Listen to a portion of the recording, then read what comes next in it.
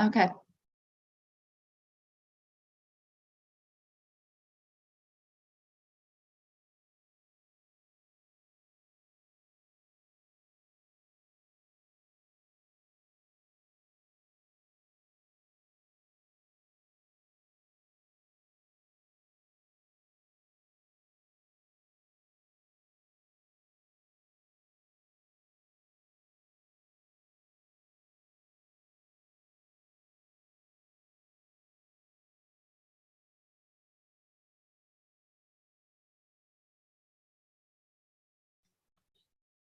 Greetings.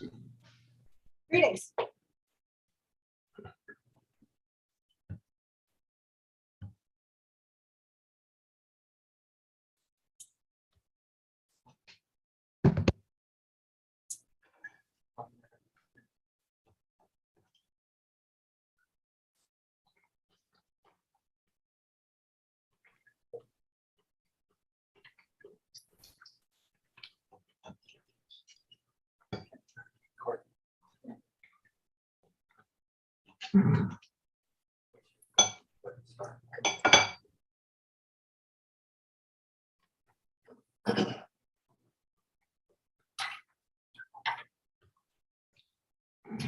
Good evening. The October 27th, 2022 Whatcom County Planning Commission meeting is called to order. I will call the roll. Let me know if you're here. Robert Bartel. Here. Kelvin Barton, that's me. I am here. Atul Desmani. Here. Jim Hansen. Here. Stephen Jackson. Stephen Jackson. Julie Jefferson. Julie Jefferson. Kimberly Lund. Here. Dominic Masseri. Here. Scott Van Dalen. Scott Van Dalen. Okay. All right. Please join me for the flag salute. Tammy, are you putting the flag up? Very good. I pledge allegiance to the flag of the United States of America and to the republic for which it stands, one nation, under God, indivisible, with liberty and justice for all.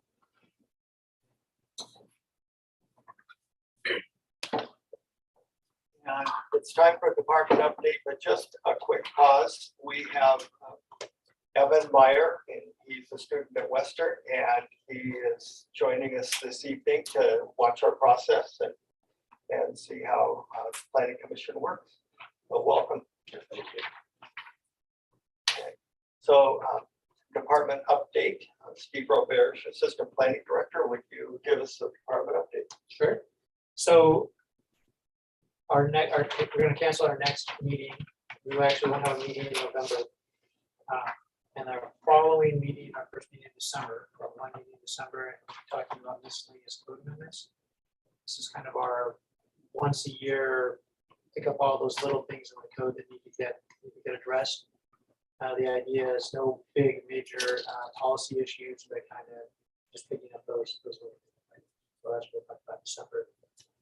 Going to council in November, you've got a lot of the things you guys have looked at recently. The capital improvement program is going to be going, build the lands report, public participation plan, all those things will be going, as well as the council will be looking at the interlocal agreements with Blaine and Ferndale, which will be wrapping up the agreements that we have for them as far as the growth management, how we're working together on some of the comp plan stuff. And so those will also be going. Thank you. And then we'll be kicking into, after that, we'll be kicking into next year. We only have one meeting in December, so we'll be kicking in January. We'll be looking at our work plan for the year. We'll be looking at our business rules in February. And next year's going to be a busy year. We'll be moving into that to the comp plan update, which will keep us all busy for several years. Are there any questions for Steve? Thank you.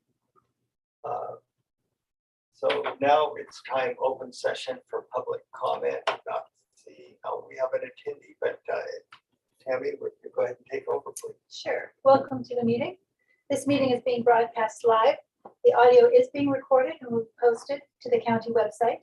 As noted on our website, members of the public may watch the meeting or join online or by phone. During the open public comment session, speakers generally may not speak to items that are scheduled on the agenda for a public hearing tonight. So you may not speak to the open space land applications at this particular time. We'll have a hearing on that later. So if anyone would like to speak on a general topic, please raise your hand. No hands are raised. Oh, let me just actually tell you how to raise your hand. If you are on the internet, you would use the hand icon, and if you're calling by phone, it's press *9. So we'll just give you a minute more just to make sure.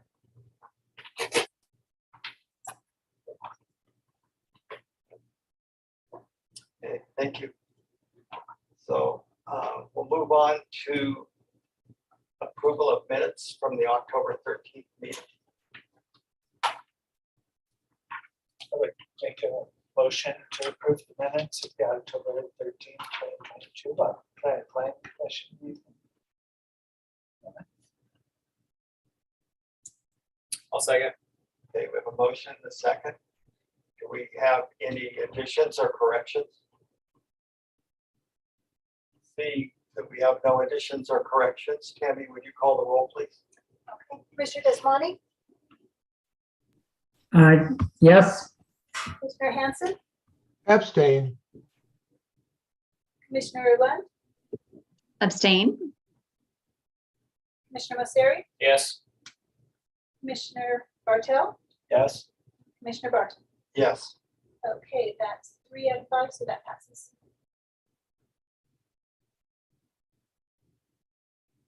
Okay, so the main topic for this evening is open space land applications, followed by a public hearing, or including a public hearing and a work session. Sorry, that was 4 out of 6. but the other piece, sorry, Commissioner comments. Thank you. But Commissioner comments, go I ahead. didn't, sorry, but didn't want to miss that. All right, but good catch. So, there we are, Commissioner Desmonte. I want to just mention that because in another capacity, I'm a commissioner with the PUD, and the PUD has Intelco as a customer, I'm going to recuse myself from that particular discussion, just to avoid any potential conflict of interest. Thank you. Okay, now, Josh Fleshman, could you take us through open? Do I get another one? Commissioner Hanson, go ahead.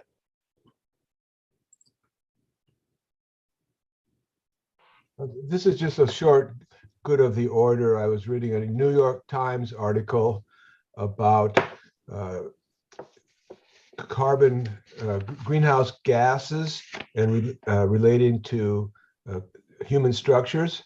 And in this country, 40% of the greenhouse gas emissions come from our structures. But what I was amazed to learn was that half of that comes from the actual construction. And the article is about ways to more effectively and efficiently make construction materials so that they can be reused for future construction and not just a total some loss.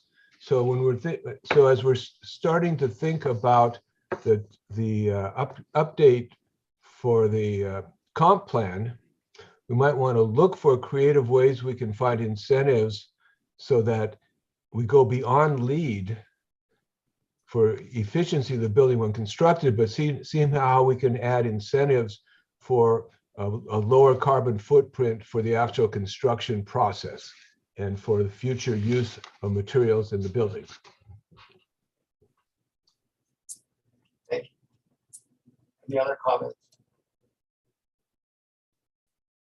Okay, Josh, would you like to take us through open space land application?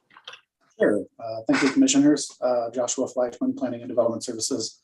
I do want to note before I get into it that this afternoon I received an email from Intalco withdrawing 2 of their 3 applications that were part of the staff report to you. It was the applications 2 and 3 that did not obtain a staff recommendation due to their public benefit rating score of less than 45. So pared down the presentation today just to include the 3 other applications that were present in the staff report. So just wanted to give you that heads up before I started. Try to do a screen share and hope this works.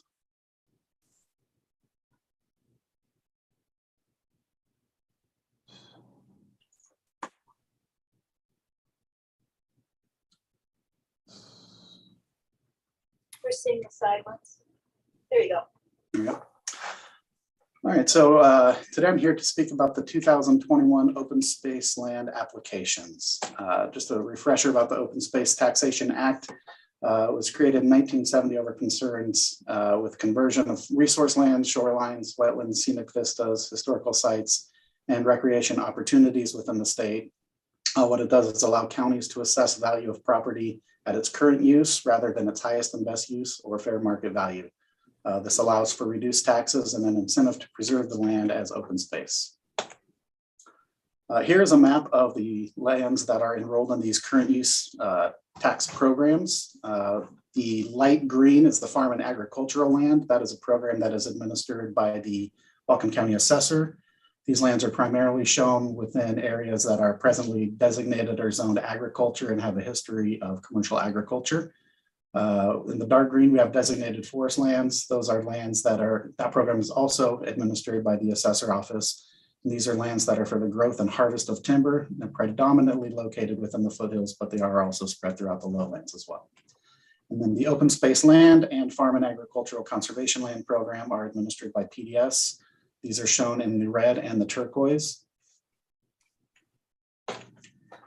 So when an application is submitted, PDS staff evaluate the application in accordance with the public benefit rating system and provide a recommendation to the Planning Commission. You as the Planning Commission would recommend to the County Council to approve in whole, in part, or deny individual applications. The County Council would either approve in whole, in part, or deny the individual applications. If an application is approved, then upon completion of an open space taxation agreement being recorded with the auditor's office, the assessor would make adjustments to the assessed value and notify the owner of the new value. So the open space policy and public benefit rating system is qualitative, not quantitative. Provides a range of potential points relative to the benefit provided to the public. The points are entered into a formula with a minimum score of 45 required for a staff recommendation of approval. And this public benefit rating is used to arrive at the new current use per acre value. One of the criteria of this program, or one of the requirements of this program, is that public access is required. The council may waive this requirement for known habitat of endangered species, known archaeological sites, and wetland conservation. So as of this afternoon, we have 3 applications before you for your consideration. One is from Leslie Grace and Jeremiah Schwartz, one from the Whatcom Land Trust, and one from Intalco. Here is a map of where these are located within the county. Whatcom Land Trust property is located out in the foothills east of Acme. Jeremiah Schwartz and Leslie Grace are located just east of Hannigan and north of Laurel. And then the Intalco sites are out by the plant. So open space application 2021-000002 is for roughly 9.85 acre parcel, roughly 8.85 of which would be enrolled in the open space land. This received a public benefit rating score of 50.74 and a staff recommendation of approval. Is there a question? Commissioner Masseri. My question is for this and the other ones. I didn't see where the tax change was listed for these. Those were late getting to me from the assessor. They were quite busy. Can see if I can find them really quick if that is of interest to you. You can keep going. I'd like to see them before we vote. Okay. I will say that because of these are all, it's not true. So this application received a public benefit rating of 50.74 and was recommended for approval. Here is the public benefit value or rating form, evaluation form. Here's a map of the site on the 2019 aerial image north of Laurel and east of Hannigan Road. It's within the rural zoning or rural comprehensive plan designation in a R5A zoning district. Just to the north of the property is zoned R10A. Here's an ecosystem map showing delineated wetlands and modeled wetlands. Since this GIS data was created, there was a subsequent delineation done on the property, and there are wetlands on the property that were identified as part of a future proposed development. There are also non-fish bearing streams crossing the northern part of the property. Here is a map that of where public access would be kind of focused, starting at a parking area to the south of the property where there would be a home, walking along the east side of the property through the field up towards the stream. Here's a couple of photos from a site visit that was done.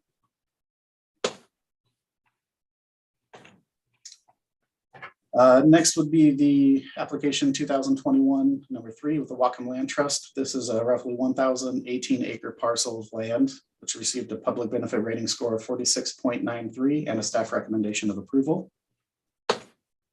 Here is the evaluation form. 2019 aerial imagery. It's a couple of miles east of the end of Saxon Road in the South Fork Valley. The comprehensive plan designation of commercial forestry and the commercial forestry zoning district. Josh, can you hold just for a moment? Commissioner Hanson, you've got a question. This is for my educational benefit. What's curious to me is what this tax status would be of that land to begin with, because I had a vague understanding that Whatcom Land Trust purchased conservation properties and put a conservation easement on them, that they didn't pay taxes. And I'm scratching my head to see how a nonprofit gets money to pay property taxes in the first place. So, and pardon me if that's not in your area of expertise, but I'm just curious. Yeah, that's not my area of expertise. I'm not sure how and the taxes are assessed on nonprofits and how their financial structure is set up to pay property taxes. So that may be something. I don't know if Alex Jeffers is in the audience. He may be able to speak to that later, or we could get some follow-up from Christine Larson at the assessor's office, but that's not within my area of expertise. Commissioner Masseri. Well, I didn't know if we want to hear from Alex or if we want to keep moving and come back to him, but I give him a chance to answer that question. Okay. We have a question for Alex. Alex, would you like to answer that? Sorry, pointed out you have your hand raised, so go ahead. Mute. Okay. Hey, can you all hear me? This is Alex. Yes, we can. Great. Yeah, that's a great question, Commissioner Hanson. So Whatcom Land Trust as a nonprofit, we are eligible to apply for full tax exemption. We tend to hesitate to do so just because we are a large landowner in the county, and we are hesitant to sort of reduce the property tax base significantly through our purchases. So we do typically pay property taxes. There are some properties that we have that are tax exempt, but typically we would just apply for one sort of an appropriate tax classification rather than actually asking for full exemption, just because we do know that as a large landowner, like I said, that could be a big impact on the local tax base.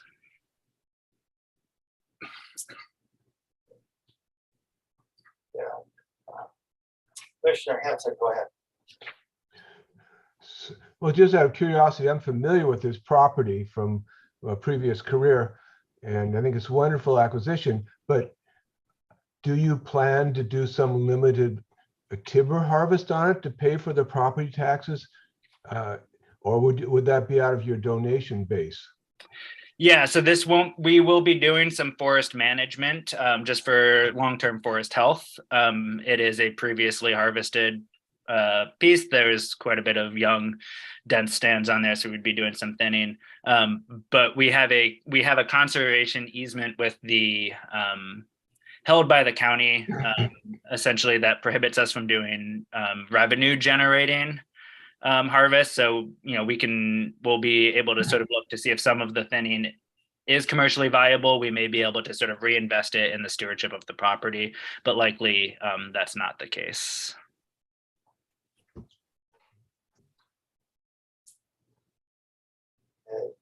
Joshua, you'd like to continue?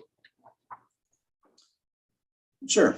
So here's the ecosystem map of the Upper Skookum Creek property. Skookum Creek is a shoreline jurisdiction stream and fish-bearing stream that bisects the center of the property. This is a map that was provided by the Whatcom Land Trust, kind of showing what the public access to the property may look like. There's parking along the shoulder at the end of Saxon Road, and then there's a non-motorized public access available on the road up past other Whatcom Land Trust properties and into the Upper Skookum Creek property. Our last application for discussion is number 2021, number 4. This is an Intalco property. It's roughly 615 acres of land proposed for open space land, and it had a public benefit rating of 68.65, which was for a staff recommendation of approval.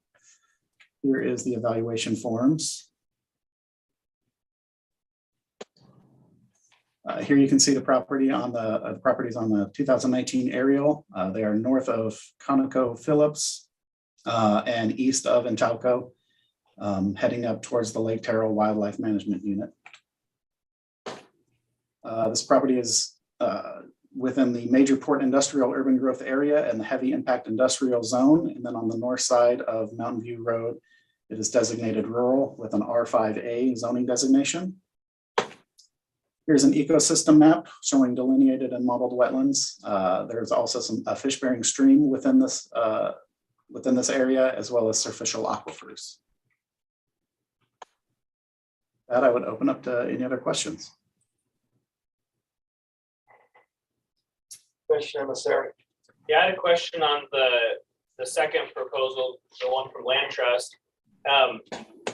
Just personally, I thought, since the entire point of it is preserving land and trying to enhance Skookum Creek and for the benefit of the South Fork, I thought some of the scores for on the environmental side, like protecting streams, enhance natural scenic resources, kind of that column there. I was just curious if how you arrived at some of those numbers. Yeah, so if you look at the 1995 open space policy document that comes with that includes the public benefit rating system, there's a number of criteria for each of these categories, laying out the considerations for it. What I do is I rank each of them individually in order to be consistent. There hasn't always been consistency with the scoring in the past. So in order to be consistent and transparent, I rate each one equally. So, portions of the property having steep slopes exceeding 25% are scored the same as portions of the property that provide for federally threatened salmon species. So, it's within that public benefit rating system scoring is kind of how I come to those. Looking at GIS maps, looking at the best available data. So just to clarify, you're saying that parts of the property might have really high rating in that, parts might have really low, and that's just averaged over it's a large parcel, so that's just averaged over the whole area. Yeah, I try to be as consistent as I can, but to some degree, I just have to make a call at some point. If there's a 600-acre parcel that has wetlands on it, but if it's only 10% or 10 acres in one corner, how does that score? Generally speaking, if it's present, I score it with some points. If not, I don't. Try to not put it into some sort of ratio as far as how much of the property is or isn't, because that gets into more difficult to be consistent, I think, in that regard. Just based on the available information I have. I don't know where all the wetlands are. I have, we don't have wetland delineations for the property. So if there's wetlands on the property and I, can identify that there are wetland indicators, then I score it points, but I don't have them, pay for a delineation to show how much of the property and then rate that scoring or that, third of a criteria and then ratio from that.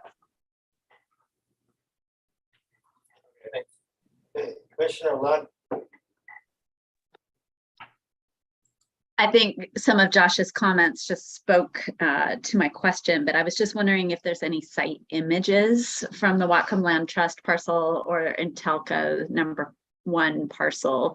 And I know those are very big pieces, so it'd be hard to get representative images, but it's generally helpful to see them in your presentations if you have them.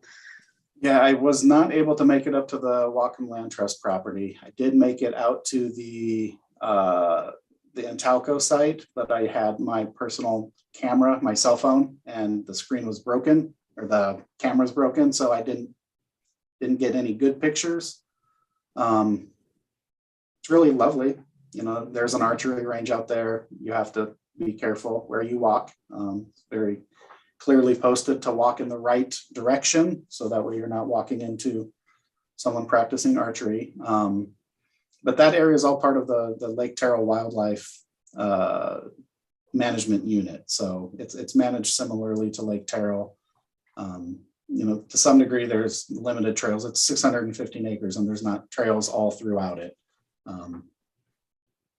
Yeah, no, I was not able to get pictures of it.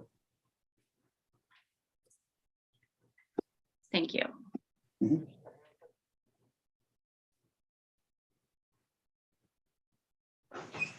I think you're still muted.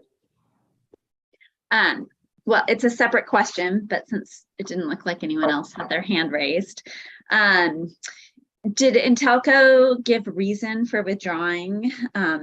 I know that the public benefit rating scores for the two other parcels were below that 45 threshold. But I felt like there could have been an interesting conversation tonight about the merits because they were adjacent to the parcel #1 and the other open space land. So I'm just wondering if you're able to share Intelco's reasoning for their withdrawal.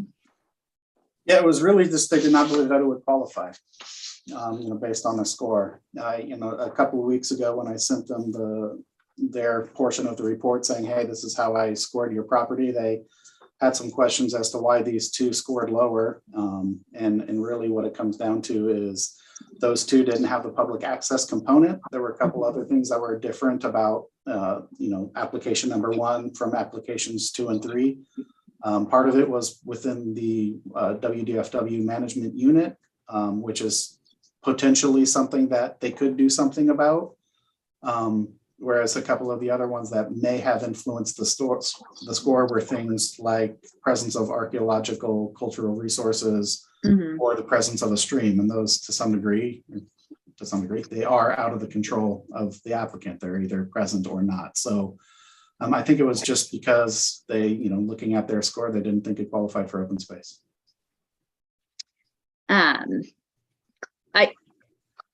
It made me think critically in analyzing those two parcels without the public access piece. But I still think that there would have been value in considering that on the commission tonight, because providing more open space that's adjacent to parcels that do have public access, especially when they were scored, they scored moderately well on some of the other components, especially around wetland or like water. So I don't know. I think it's a nuanced conversation, but I can see that there would have been value in thinking critically about extending them. I don't know, because specifically because those parcels were adjacent to this existing open space, and then the other one that scored pretty high that would have had the public access component. So. Commissioner Hanson, your hand has been showing up. Yes, thank you so much. I'll throw in something for Kimberly first, since I don't think, I totally get your point, but I don't think we have to worry about Intelco developing those areas, because they, in the past, when they had a problem with emissions from their plant poisoning people and causing fecal abnormalities, etc., and baby calves coming out with 5 legs, etc., they created a buffer around their plant. So I don't think that whether we approve this or not is going to impact whether or not those sites are going to be developed, because somehow I doubt they will be, and I think Intelco likes to have their privacy as a buffer all around them and not have development encroaching. So, but my question for Josh comes from my experience in grading this very property for this local committee for the Salmon Recovery Funding Board, and that is the ecological benefit accrued from protecting these riparian areas and unstable slopes, in addition to the fact that these areas are all already protected for those values by the forest practices regulations, the DNR. Did you repeat that? Okay. Are the environmental values that we seek to protect, that we're grading for, whether they be riparians, unstable slopes, wetlands, okay, do you start out as a baseline that they have no protection now, or are you asking yourself, how will they be better protected than they're already being protected by the DNR, by the forest practices?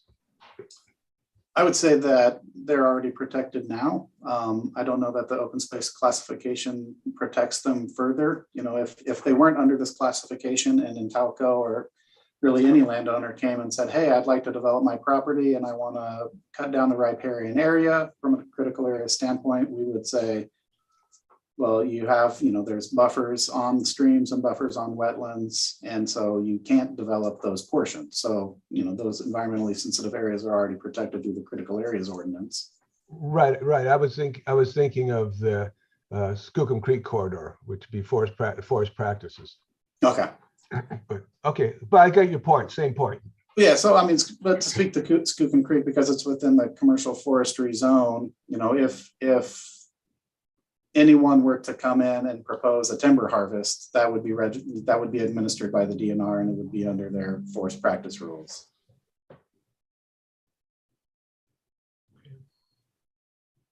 Thank you so much. Mhm.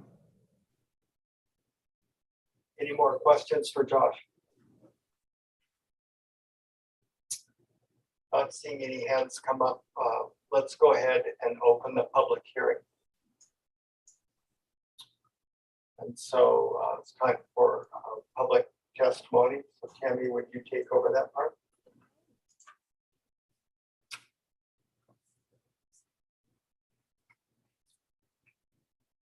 So I do remind you, this meeting is being broadcast live and is being recorded and will be posted to the county website.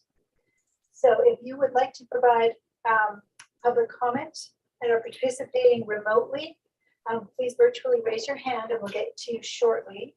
If you're using the internet, you may press the hand icon. If calling in by phone, press *9. Okay, before I go for further instructions, I just want to see if anyone is interested in speaking on these topics. Okay, we do have Alex. So when you're called upon, you'll press the microphone symbol to mute yourself or *6. State your full name for the record and direct all comments to the chair. You'll have up to 3 minutes to speak, and the screen timer will show when your 3 minutes time is up. We may also announce the time up if it goes a little beyond that. So just 1 moment, let me get the timer up.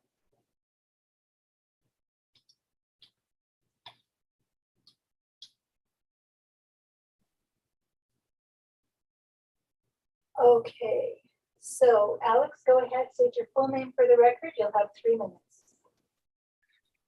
Yes, Alex Jeffers, Conservation Director with Whatcom Land Trust. I'll keep this short. I just wanted to say thanks to the commission for considering the applications and let anyone know that if they had any follow-up questions, I'm always happy to chat with folks. My email is just alex@whatcomlandtrust.org.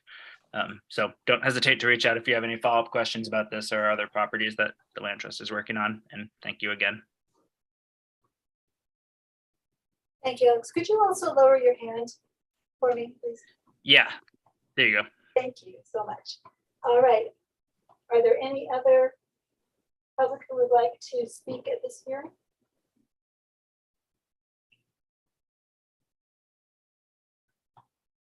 If so, go ahead and raise your hand.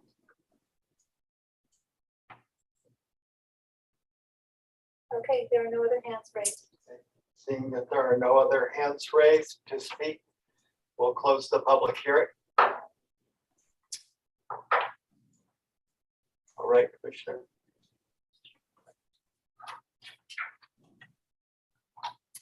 Commissioner Bartel. I agree with Commissioner Masseri. I would like to know if at all possible what the tax impacts of these two different things would be. Sure. Go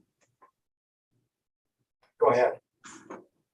So I was able to look up the spreadsheets that were sent to me by Christine Larson at the assessor's office that kind of gives the information about what the taxes would be on these properties. Primarily the Intalco one. The Land Trust had a unique assessment on it. There wasn't really a whole lot of comparables to a 1,000-acre fully forested piece. And so that information is a little bit more difficult. But what I can tell you is that the first applicant, Leslie Grace and Jeremiah Schwartz, their taxes, because they're going from open space agriculture, their taxes are going to go up regardless, whether it's approved or denied, because the open space agriculture is the most beneficial tax classification. So, it will go up regardless.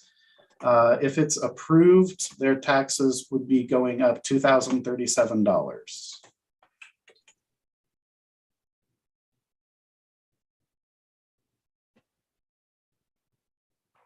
And then the Intalco site, similarly, going from open space agriculture, the lowest classification, their taxes will go up regardless. If their application is approved, their taxes will increase $19,200.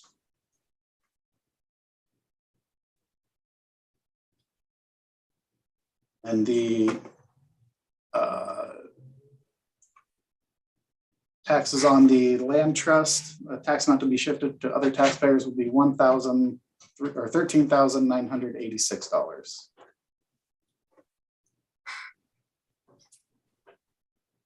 Commissioner Hanson, go ahead. Well, it seems a pertinent question would be, how much will their taxes go up if we don't give them this revised status? So looking at the Leslie Grace and Jeremiah Schwartz, I believe it would be $4,000. For the Intalco would be just about $52,638. And that the land trust is not cooperating. And the land trust is cooperating, the spreadsheet is not. And I think that has to do with how it's presently. So Alex, I don't know if Christine spoke with you about this, just the way that it's classified. Right now, it is actually more beneficial to be taxed at the highest and best use. That is presently the more beneficial classification. At some point in the future, when the fair market value or highest and best use exceeds the open space land valuation, they would then begin charging at the open space land. So whether that's 3 years, 5 years, 6 years, their plan is to use the most beneficial, like right now, fair market value is lower. So they're using that as the basis for the assessment. 3 years or 5 years, at some point in the future, the open space land would likely have the lower assessed value, and then it would be taxed at that as opposed to the highest and best use or fair market value. Thank you for that update. Nope, Christine did not reach out to me. Okay. We were working on it yesterday. Commissioner Masseri. So I guess I would have thought that if it was currently in designated forestry, I don't know if it is or if it's not at all, I would have thought they would have been there, and then if they switched to this to open space, the land trust parcel would switch to this new rate. But you're saying they can actually change the current designation of it and then pick which one to stay in, what tax. The assessor is making that decision, but yes, so they're going from designated forest land, and right now it's the highest and best use actually has a lower assessed value than if they were to value it as open space land. It surprised them as well. So Well, I'm not surprised that designated forestry could be less than the open space. It's just like the farm and, farm and ag being less than open space. But part of being in designated forestry is the idea that there's some forest practices happening, as I thought. yeah, and so they're being removed. So they're being removed from designated forest land, and it would be either their application because there's not going to be timber management, which is required for the designated forest land program. They applied for reclassification to the open space land. And the other alternative is the highest and best use or fair market value. Right now, the highest and best fair market value, for some reason, is actually assessed at a lower rate than the open space land. So right now, they will be taxed as, the highest and best use, their current use, or the highest and best use as opposed to their current use of open space land. At some point in the future, the fair market value or highest and best use will have a higher assessed value than open space land. And at that point, they would be using the open space land figure. So just to repeat one more time for myself, they're getting the forest designations going away. They would have the choice to just remove that and just stay at market value, or go into open space. They're going to open space, but getting the tax rate of the fair market value, since it is lower than the open space. Correct.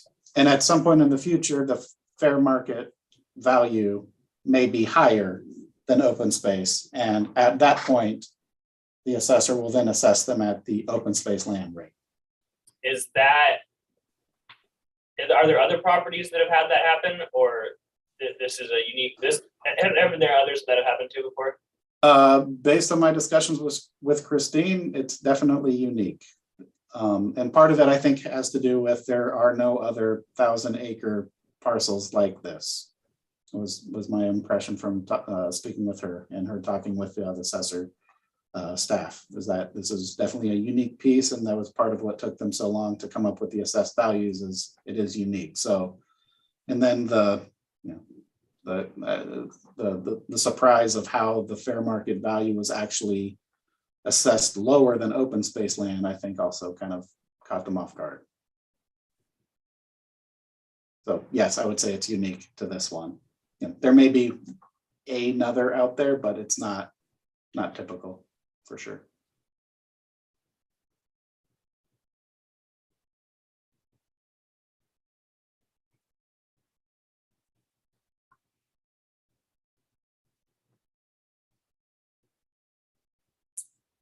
Well, while it's quiet here, just for the record, Tammy, Commissioner Jackson joined us somewhere along the way. I'm not sure the time that he is here.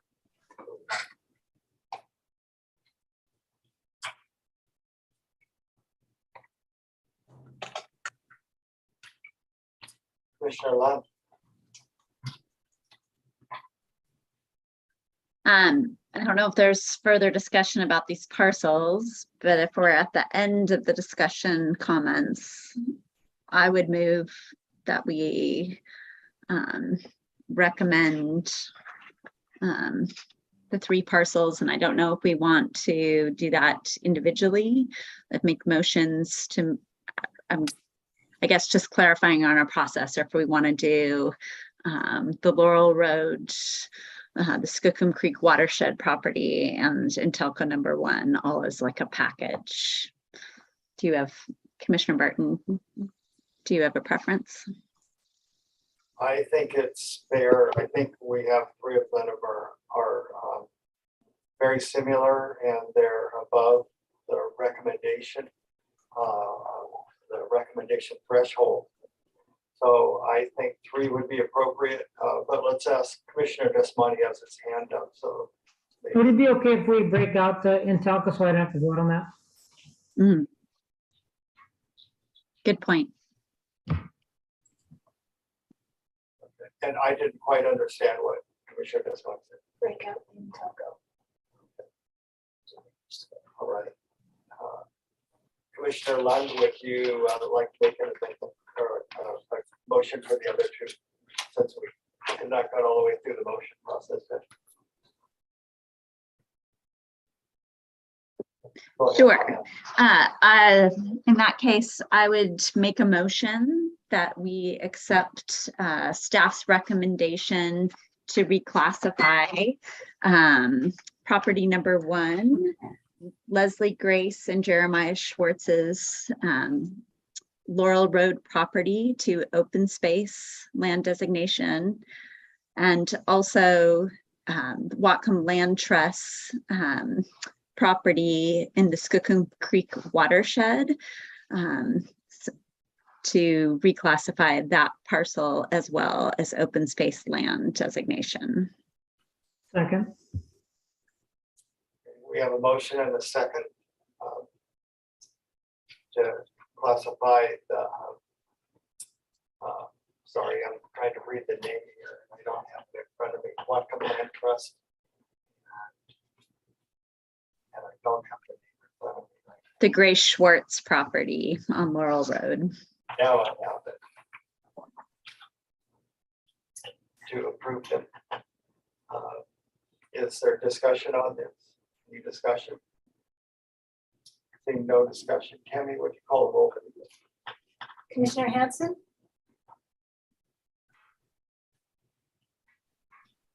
Yes, sorry, I didn't realize first. that's all right. Yes, Commissioner Lund, Yes. Commissioner Mosseri, Yes. Commissioner Bartel, Yes, Commissioner Desmani, Yes. Commissioner Barton. Yeah. Okay, that is, oh, and Commissioner Jackson, you weren't arrived. Yeah. Thank you, sorry about that. So that No is worries. 10 yeses, that carries. And separately, I would move that we accept staff's recommendation to designate Intalco property parcel number 1, which is the multiple properties along Unic Road, Douglas Road, Mountain View, Lake Terrell Road in Ferndale to the open space farm and agricultural conservation land designation. Commissioner Hanson, Second, okay, we have a motion and a second. Do we have discussion? Any discussion? Seeing no discussion, Tammy, would you call the roll, please? Commissioner Jackson, Yes. Commissioner Lund, Yes. Commissioner Masseri, Yes. Commissioner Bartel, Yes, Commissioner Desmani, Abstain? Commissioner Hanson, yes. and Commissioner Barton. Yes. 6 well, Question, Chair. Go ahead, what, Do I have the option of not voting? I mean, not in that particular case, it didn't matter, but sometimes an abstain can keep a motion from passing. So for future reference, is there an option other than abstain? I think that, I'm not sure technically, you have to, basically by saying you're abstaining, you're not voting. But I'm gonna ask Tammy, she seems to have a better answer than I do. I believe since you recused yourself prior to the vote, that in the minutes I can just put recused, if that is preferable. Sure, yeah, that'd be better, yeah. And that would have been my answer, except that I don't do the minutes. You did recuse and that was the vote. Thank you. So, is there any other business tonight? Commissioner Bartel? I would like to first thank Joshua for the good presentation, but also ask at the same time if the Whatcom County Open Space Policy and Criteria and Public Benefit Rating System, has that been reviewed or updated since 1995? If you know. I think they made the document prettier, but for the most part, I don't believe anything has changed since then. There's been discussions, but the amount of staff time that would go into revising the public benefit rating system would be extensive. It's my understanding that in order to change the scoring, it would require that every parcel that's within the program would need to be rescored altogether. So, you know, instead of the 3 to 6 that I had today would be 200. So you'd be looking at a dedicated staff for some amount of time. And it's just, so far, it just hasn't been anything that's been prioritized. I think there's a lot of counties that never had a public benefit rating system. And one of the advantages of the public benefit rating system is that it does provide some level of consistency and transparency. So we at least have that. Other jurisdictions, I think, have updated theirs.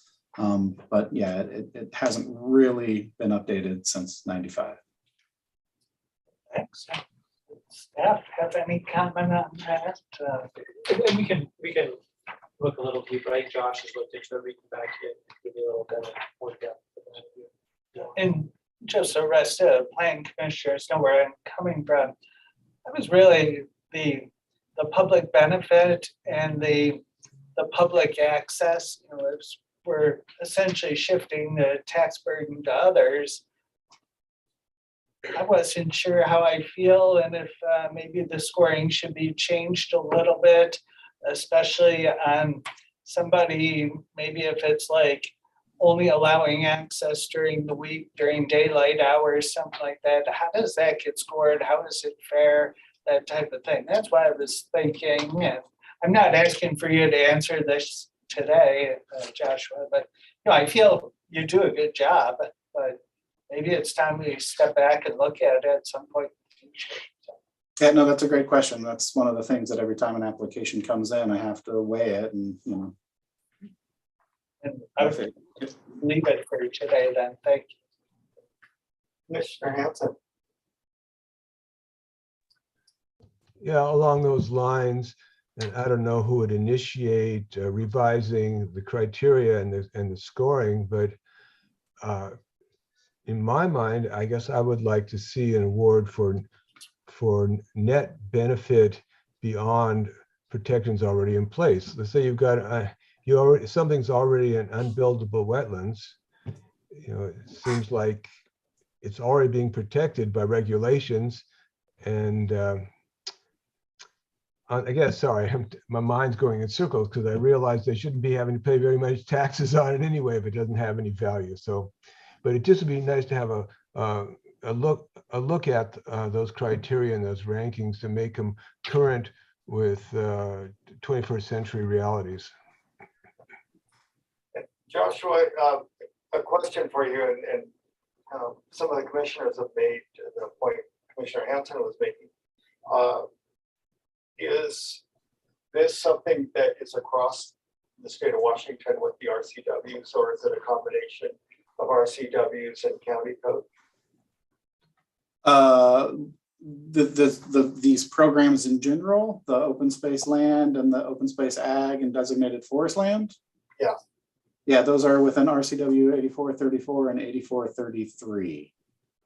Would you be willing to send, I don't know how many pages it is, but would you be willing to send a link out to the commissioners to Sure. That part of the RCW, and then that would be helpful to understand how much of it is the state, and then someone said that Whatcom County needs to update. Maybe we get an idea of what is state regulations and what might be county. Commissioner Masseri. Well, I was just gonna say, if that's something that the commission would like to learn more about, that's something we could schedule and come back and have a conversation about. What are the things that are in statute? What are the things that are in our policy? And then have a conversation about some of what Josh started to go down and talk about. What is the process for changing it? What does that look like, right? Does that look like us having to go back and do a bunch of back work, or are there things we can do just to move forward and have that conversation? That's something we should like to entertain. And if so, I think that's something we should probably put on the docket to have a conversation about. So that is a work item, right? Commissioner Lund. Okay. Yeah, I think it would be interesting to take a look at it. I mean, obviously this is, if it's been since 95, we're coming on decades since we've applied, latest and greatest science to these standards. And I would definitely be in favor of, if we be thoughtful at evaluating any changes, how could we do this so it wasn't a burden to staff, where we had to look in arrears to everything that we've been classified over this time period, but how do we move forward from here and not necessarily have to reclassify or reevaluate and score every property. I would be in favor of doing it, making it forward-looking. Commissioner Masseri. Josh, I have a clarifying question. I thought you kind of maybe touched on this, that the open space taxations are part of the state RCW, but that the scoring system is specific to Whatcom County, because you said some counties don't have the PBR. Is that true? Yes. Yeah, so the RCW kind of lays out the state rules and allows for counties to develop their own public benefit rating system. So there's, the state law that kind of guides the programs.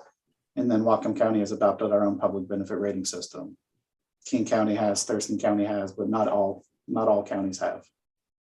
And we have authority to modify that. And then the question would be is if we have, if we're able to decide if it's retroactive or look forward, or how that's implemented once it's changed, or is there something in the state code that says if it's modified, it has a certain specific consequence? I would defer to Steve if he knows. I can just say what I've heard from other staff, and this has been brought up, and there was dedicated staff years ago that were interested in doing it, and what I've heard is that it would it would be retroactive. And I think that's probably, and I think Josh has good information, but I think it's probably something that if we want to look at it, we should take a full look at it and find out the full reasons. Maybe the best way forward for the commission, if they want to look at this further, is to recommend council to put this on the docket. And then we'll look at it. So I think by the time we dig into it, I think it's going to, even if there's nothing we do, I think it's going to be big enough.